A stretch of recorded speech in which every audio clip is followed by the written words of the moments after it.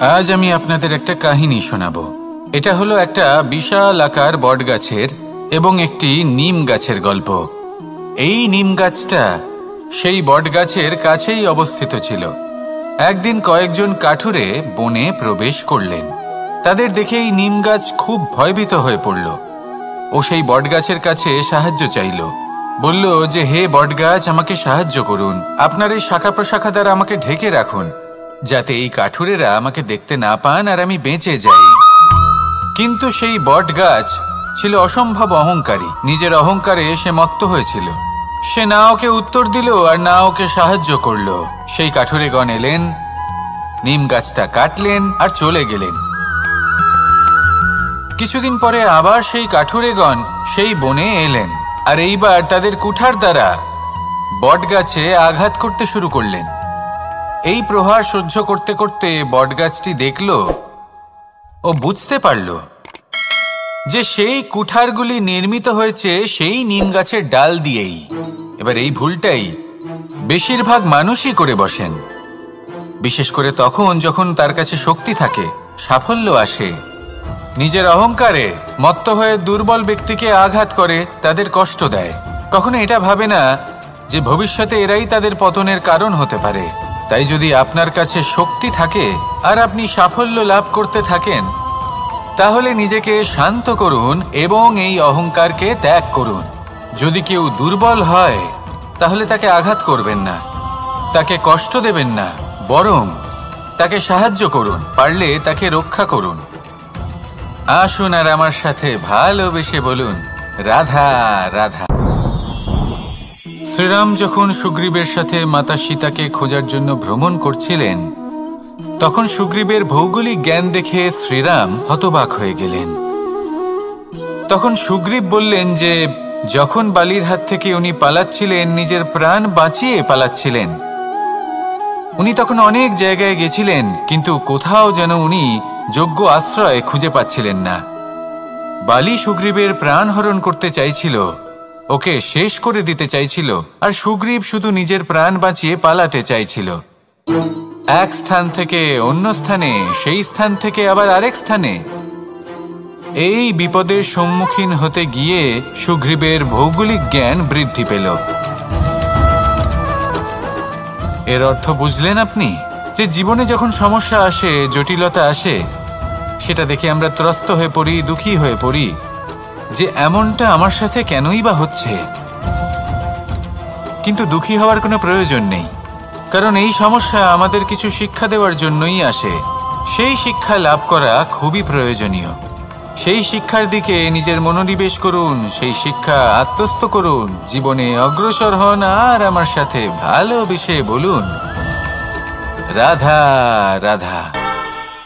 আমাদের জীবনে সবসময় এটাই শেখানো হয় যে কখনো কারোর নিন্দা করবে না।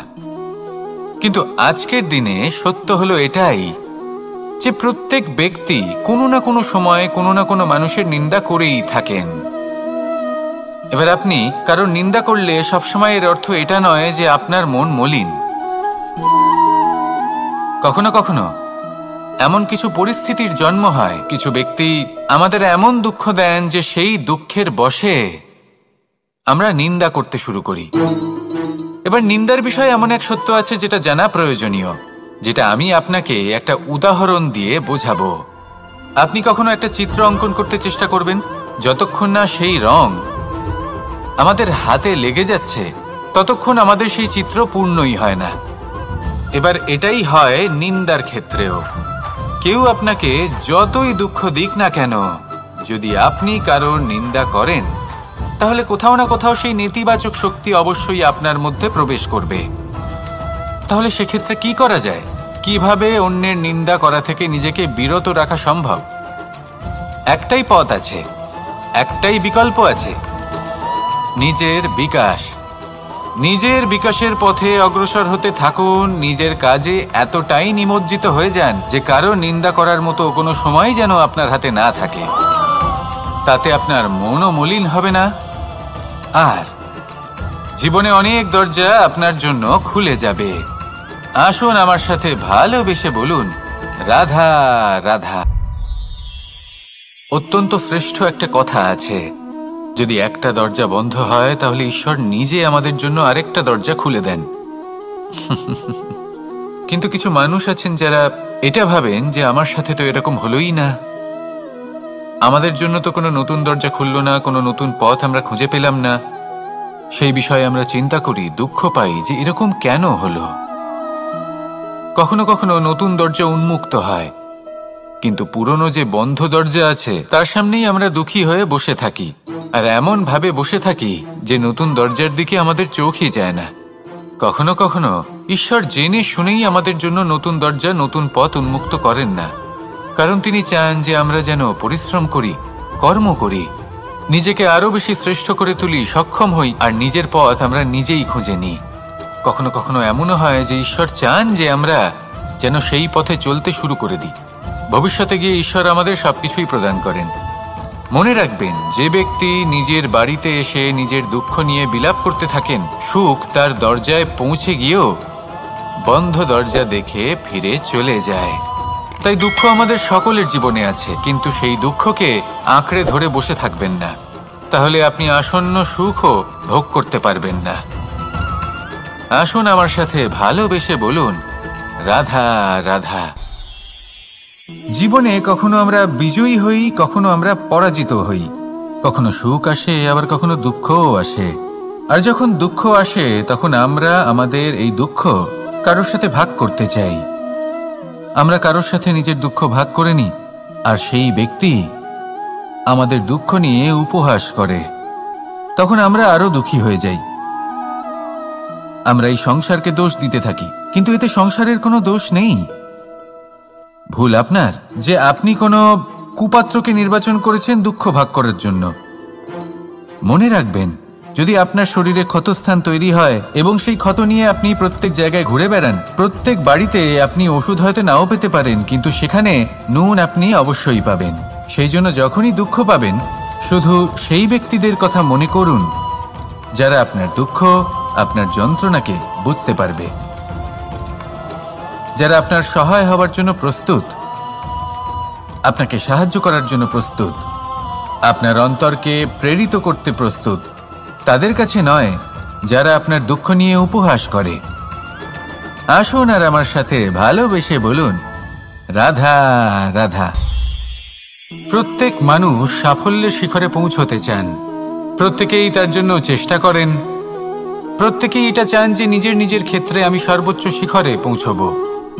এবার সবসময় আমাদের প্রতিভা পূর্ণরূপে আমাদের সহায়ক হতে পারে না। কখনো কখনো আমরা সেই কাজ একা করতে পারি না, কখনো কখনো আমাদের সাহায্যের প্রয়োজন পড়ে। আর ঠিক এমন সময় বেশিরভাগ মানুষ ভুল করে ফেলেন।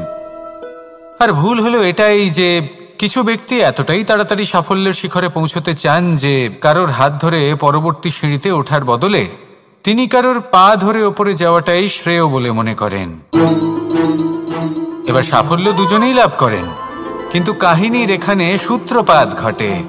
যে ব্যক্তি কারোর হাত ধরে ওপরে পৌঁছন, সে অন্যের জন্য নিজের হাতটা বাড়িয়ে দেন, তাকে সাহায্য করেন, তাকে প্রেরণা প্রদান করেন। নতুন সম্পর্ক তৈরি হয়, বন্ধুত্বের বৃদ্ধি ঘটে, এবং এই শ্রেষ্ঠ সম্পর্কগুলির সাথে উনি শ্রেষ্ঠ জীবন যাপন করেন।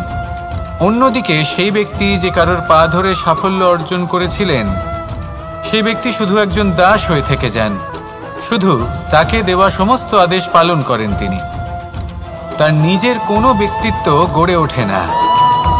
সেই জন্য আপনি যখনই সাফল্যের পথে অগ্রসর হচ্ছেন, তখন পথ নির্বাচন সঠিকভাবে করুন, কারণ সাফল্যের ঊর্ধ্বেও একটি অন্য জীবন আছে।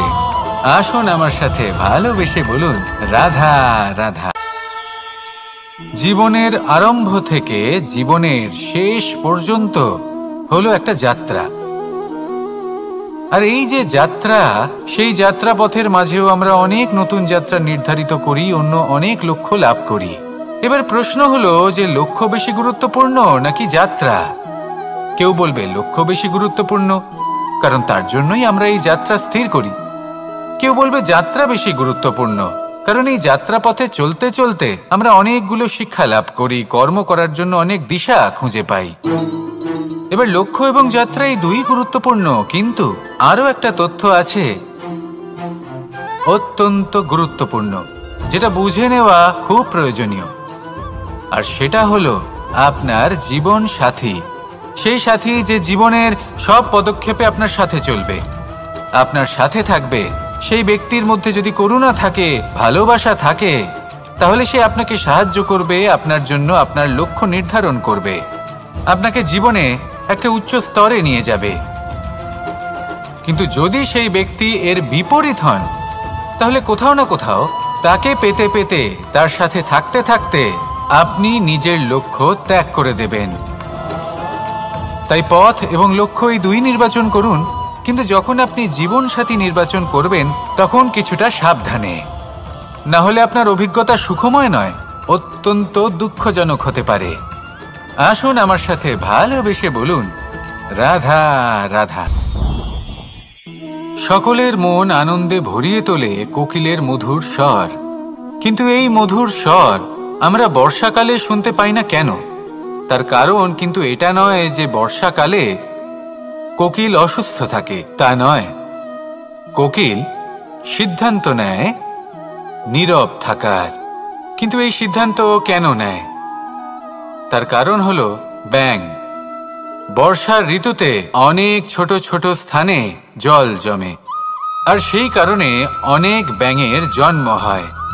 এবার ওই ব্যাঙগুলোর ধ্বনি এতটাই প্রবল হয় যে তাদের মাঝে এই কোকিল যতই মধুর সুরে ডাকুক না কেন, তার স্বর আমাদের কানে পৌঁছবে না। সেই জন্য ও সিদ্ধান্ত নেয় চুপ থাকার। আর এটাই হলো আমাদের জীবনে শিক্ষণীয় বিষয়। আপনি যদি এমন কোথাও থাকেন যেখানে আপনার আশেপাশে মূর্খ মানুষ আছেন, তাহলে সেখানে চুপ করে থাকাই হলো সবথেকে শ্রেষ্ঠ সিদ্ধান্ত। কারণ ওই মূর্খদের চিৎকারের সামনে কেউ আপনার জ্ঞানের কথা বুঝতেই পারবে না। সেই জন্য সেখানে চুপ করে থাকুন। পরবর্তীতে গিয়ে যেমন এই ব্যাঙের ডাক, এটা শান্ত হবে আর তারপর থেমে যাবে, ঠিক তেমন মূর্খদের সময় একটা নির্দিষ্ট কালের পর গত হয়। আর তারপরে আসে বিবেকবানদের সময়, আপনার সময়। শুধু ধৈর্য ধরুন। আসুন আর আমার সাথে ভালোবেসে বলুন, রাধা রাধা। মস্তিষ্কের মেধা প্রত্যেক মানুষের কাছেই আছে। এর বর্গীকরণ করা সম্ভব তিনটি স্তরে: নিম্ন, মধ্য এবং উচ্চ। এবার সেই ব্যক্তি যার মস্তিষ্ক মেধা নিম্ন স্তরের, তিনি কোন বিষয়ে কথা বলেন, কোন বিষয়ে আলোচনা করেন, কি কি সেই বিষয় যা নিয়ে এনারা ভাবেন? লেনদেন, লাভ ক্ষতি, সম্পর্ক ভাঙা গড়া, জীবনের এই ছোট ছোট বিষয়গুলি। এর ঊর্ধ্বে এনাদের কথা এবং ভাবনা যায়ই না। এবার যে ব্যক্তি এমন হন যার মস্তিষ্ক মেধা মধ্যস্তরের, সেই ব্যক্তি কি করেন, কোন বিষয়ে কথা বলেন? জীবনের ঘটনাগুলির বিষয়ে কথা বলেন। কি হয়েছিল, কিভাবে হয়েছিল, কিভাবে সেটা আরো বেশি শ্রেষ্ঠ করে তোলা সম্ভব। আর সেই ব্যক্তি যাদের মস্তিষ্ক মেধা উচ্চ স্তরে থাকে, তারা কি নিয়ে ভাবেন, তারা কি নিয়ে আলোচনা করতে থাকেন? তিনি ভাবেন যে কিভাবে নিজের চিন্তা ভাবনা আরো বেশি শ্রেষ্ঠ করে তোলা সম্ভব। তিনি ভাবেন যে কিভাবে আমরা নিজেদের অপগুণগুলিকে দূর করে দিতে পারি, কারণ সেটা করতে পারলে জীবন আপনা থেকেই শ্রেষ্ঠ হয়ে উঠবে। মস্তিষ্ক মেধা আমাদের সবার কাছে আছে। এবার আমাদের এটা বেছে নিতে হবে যে কোন স্তরটা আমরা আপন করতে চাই। যদি আজকের এই মুহূর্তে আপনি নিম্ন স্তরেও থাকেন, তাহলে তা মেনে নিন, চিন্তার কোনো বিষয় নেই। এখনো চাইলে আপনি উচ্চ স্তরে পৌঁছতেই পারেন। সেটাই বেছে নিন, জীবন শ্রেষ্ঠ করে তুলুন, আর আমার সাথে ভালোবেসে বলুন, রাধা রাধা। এই সংসারের প্রত্যেক মানুষ কোনো না কোনো স্থানে অবশ্যই যান। অনেক অনেক স্থানে তাদের যেতে হয়। এবার এমন কিছু মানুষ আছেন যারা সেই স্থানে হয়তো কখনোই যাননি। উদাহরণ হিসেবে বলবো, কিছু মানুষ আছেন যারা মন্দিরে যান, চিকিৎসালয়ে যান, কিছু মানুষ কারোর কারোর বিবাহ উৎসবে যান। আবার কিছু মানুষ আছেন যারা নাস্তিক হন এবং কখনোই মন্দিরে যান না। কিছু মানুষ অসুস্থ হন না, তাই চিকিৎসালয়ে যেতে হয় না। এমনও কিছু মানুষ থাকেন যারা সামাজিক উৎসব থেকে দূরে থাকাটাই পছন্দ করেন। যে কোনো মানুষ হোক, যা কিছুই তার চয়ন হোক না কেন, প্রত্যেক মানুষকে একটি স্থানে অবশ্যই যেতে হয়। এমন একটি স্থান আছে, সেই স্থানের নাম হলো মৃত্যুদ্বার। এবার এটা আবশ্যক নয় যে ঠিক মৃত্যুর পরেই আপনি মৃত্যুদ্বারে পৌঁছে যাবেন। এমন অনেক মানুষ আছেন যারা মৃত্যুর পূর্বেই মৃত্যুদ্বারে পৌঁছে ফিরে এসেছেন, আর তারা অনুভব করেছেন যে এই সংসারের সময় চক্রের সম্মুখে তাদের অস্তিত্ব কতটা ক্ষীণ। ওনারা এই কথা বুঝে গেছেন। বড় বড় জ্ঞানী মহান ব্যক্তি ছিলেন, তারা এসেছেন, কর্ম করেছেন এবং শেষে তারাও মৃত্যুদ্বারে প্রবেশ করেছেন। অবশেষে তারাও পঞ্চমহাভূতের সাথে মিলিত হয়েছেন। তাহলে আপনার কিসের এত অহংকার? এই জীবনে কেউ অমর নন। জীবনে কতদিন আমরা বাঁচবো এটাও আমরা জানি না। তাই এই জীবন যাপন করুন। এই জীবনের প্রত্যেক মুহূর্ত এমনভাবে যাপন করুন, এই কথা মাথায় রেখে যে যে কোনো মুহূর্তে আমাদের মৃত্যুদ্বারে প্রবেশ করতে হতে পারে, তাই না? আসুন আর আমার সাথে ভালোবেসে বলুন, রাধা রাধা। এই জীবনে তিনটি গুরুত্বপূর্ণ শব্দ আছে যা বোঝা আমাদের কাছে খুব গুরুত্বপূর্ণ, এবং এই তিনটি শব্দের নিজস্ব অর্থ আছে। প্রথম হলো সঙ্গবদ্ধতা, অর্থাৎ একসাথে মিলে কাজ করতে হবে, একসাথে মিলে পরিশ্রম করতে হবে, সামনে এগোতে হবে। এরকম করতে পারলে আপনার শক্তি বৃদ্ধি পাবে, আপনার ক্ষমতা বৃদ্ধি পাবে, আপনি এগোতে পারবেন এবং অনেক দূরে যেতে পারবেন। দ্বিতীয় হলো আত্মবিশ্বাস। হেরে যাওয়া বস্তুও আবার জিতে নিতে পারবেন। যদি আপনার নিজের আত্মবিশ্বাস থাকে তাহলে আপনি কখনো পরাজিত হবেন না। এবং তৃতীয় হলো অহংকার। জয়লাভ করার পরেও কিন্তু এটা আপনাকে পরাজিত করতে পারে। সেই জন্য জীবনে সঙ্গবদ্ধ হন, আত্মবিশ্বাস রাখুন, কিন্তু কখনোই অহংকার করবেন না। এই অহংকার আপনার থেকে সব কিছু কেড়ে নিতে পারে। এই অহংকারের জন্যই মথুরাপতি কংস নিজের পতনের দিকে অগ্রসর হয়েছিলেন।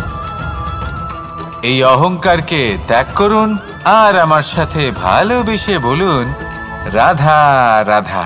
এই সংসারে সব থেকে বেশি কঠিন কাজ কোনটা? কেউ বলবেন যুদ্ধ করা, কেউ বলবেন ধন অর্জন করা, আবার কেউ বলবেন জ্ঞান অর্জন করা সব থেকে বেশি কঠিন। এবার প্রত্যেক ব্যক্তির নিজস্ব অভিজ্ঞতা আছে, আর সেই অনুসারে তার নিজস্ব একটা উত্তর আছে। সাধারণভাবে দেখতে গেলে এই সংসারে সব থেকে কঠিন হলো তপস্যা করা, অর্থাৎ সব কিছু ত্যাগ করে তপস্যায় নিজেকে বিলীন করে দেওয়া। এবার এর থেকে বেশি কঠিন এই সংসারে আর কি বা হতে পারে? এই সংসারে, এই সমাজে, নিজের পরিবারের মধ্যে থেকেও ধৈর্য ধরে সামনে অগ্রসর হওয়া, এটা হলো সব থেকে কঠিন কাজ। কারণ যখন আপনি তপস্যা করেন তখন সেখানে আপনার ধৈর্য ভাঙার মতো কেউ থাকেন না, না কোনো বন্ধু, না কোনো আত্মীয়, না কোনো শত্রু, কেউ না। কিন্তু যখন আপনি এই সমাজে, এই পরিবারে থাকেন, কোনো না কোনো ব্যক্তি এসে আপনার ধৈর্যের বাঁধ ভেঙে দেওয়ার ক্ষমতা রাখেন। তারা আপনার ধৈর্যের বাঁধ ভেঙে দেয়, আর কখনো কখনো তারা অনিচ্ছাকৃতভাবেই সেটা করে থাকেন। কারণ তাদের মানসিকতা আপনার থেকে আলাদা, তাদের কর্ম আপনার থেকে আলাদা, তাদের দৃষ্টিভঙ্গি আপনার থেকে আলাদা, জীবন যাপন আপনার থেকে আলাদা। সেক্ষেত্রে আপনি ধৈর্যচ্যুত হন, প্রসন্নতা আপনার থেকে ছিনিয়ে নেওয়া হয়। সেই জন্য এই সংসারে, এই পরিবারের থেকেও ধৈর্য ধরে সামনে অগ্রসর হওয়া কোনো পর্বতের শিখরে গিয়ে তপস্যা করার থেকেও অনেক বেশি কঠিন।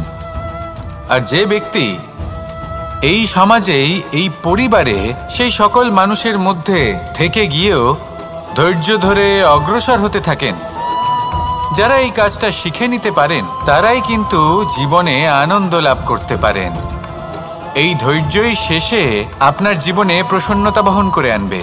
তাই ধৈর্য ধরে জীবনের পথে অগ্রসর হন আর আমার সাথে ভালোবেসে বলুন, রাধা রাধা। আমরা সবাই জীবনে অগ্রসর হতে চাই, তার জন্য চেষ্টা করি, পরিশ্রম করি, কিন্তু কখনো কখনো আমাদের আশেপাশের কিছু মানুষ, যেমন আমাদের আত্মীয়, আমাদের বন্ধু, আমাদের শত্রু, এদেরকে এগিয়ে যেতে দেখে আমরা কখনো কখনো নিজেরা থেমে যাই।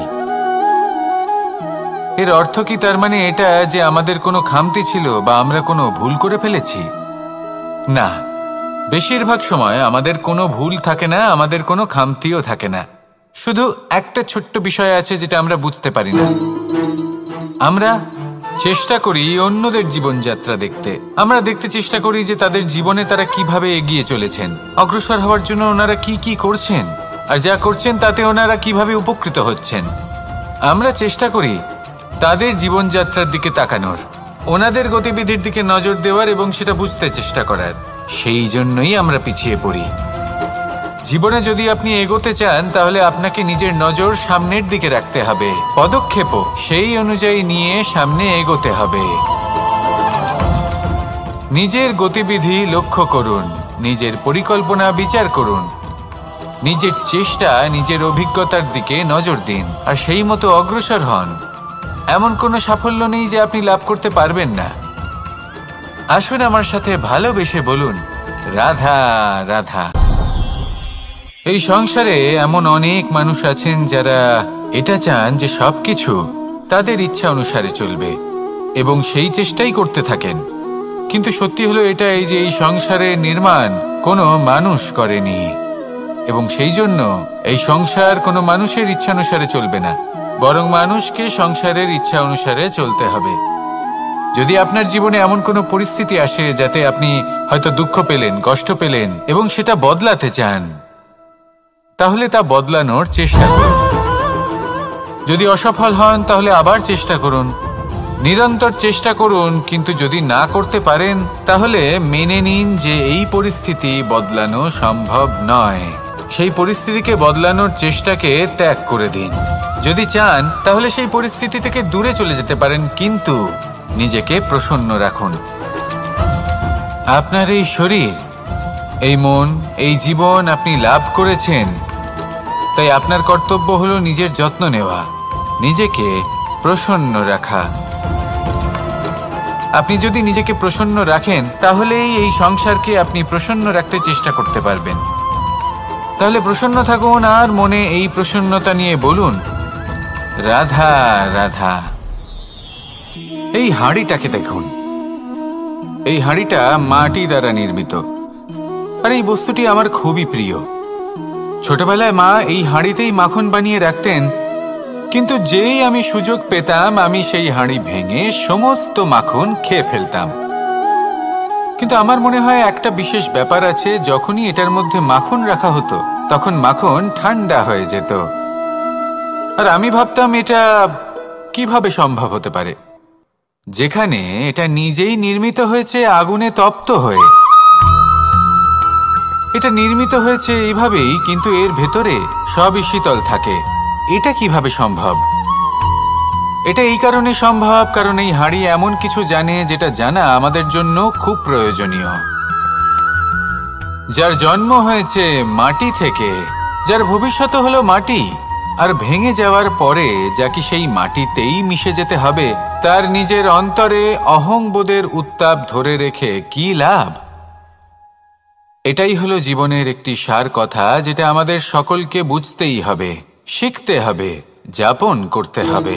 আর যখন আপনি উপলব্ধি করবেন যে আপনি নশ্বর, যখন উপলব্ধি করবেন যে আপনার জন্মের আগেও আপনার কোনো অস্তিত্ব ছিল না, আর মৃত্যুর পরেও আপনার কোনো অস্তিত্বই থাকবে না, জীবনে কোনো কিছুই আপনার ছিল না, আজও নেই আর না ভবিষ্যতে কখনো হবে, তখন আপনা থেকেই জন্ম এবং মৃত্যুর মাঝে এই যে সময় থাকে যাকে আমরা জীবন বলি, সেটা আপনি শান্তভাবে যাপন করতে শুরু করবেন। সেই জন্য জীবনে কখনোই অহংকার করবেন না, শুধু শুরু এবং শেষের কথা মনে রাখবেন। তাহলে আজকের এই বর্তমান শান্তিপূর্বক প্রসন্ন চিত্তে যাপন করতে পারবেন, এবং এই মন প্রসন্ন হয়ে বলবে, রাধা রাধা।